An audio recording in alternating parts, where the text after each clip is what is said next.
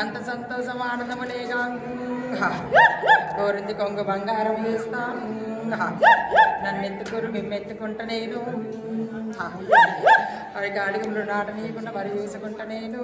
మా బస్తీ ఆడపడుచులంతా ఎంతో కష్టపడి ఇష్టపడి నీకు బోనాలు చేసింది.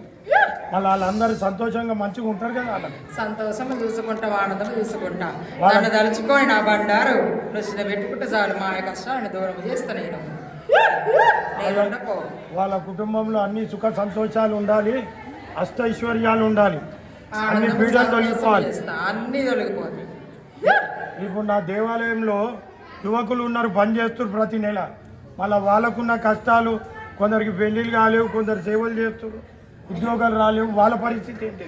ప్రతి అమావాస్య, ప్రతి పౌర్ణానికి, ప్రతి బుధవారం, ప్రతి శనివారం రోజున నా దగ్గర గండ దీపం పెట్టుకుంటే ఆనందం సంతోషం చేస్తా నేను.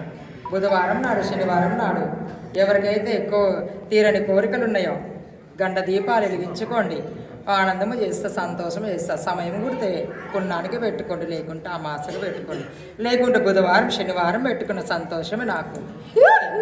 కోరింది కొంగు చేస్తా నేను, బంగారం చేస్తా నేను. వాడి తప్పుడు పలికి వంకన అమ్మవారిని ఆదిశక్తి నేను. అది 50 రోజులు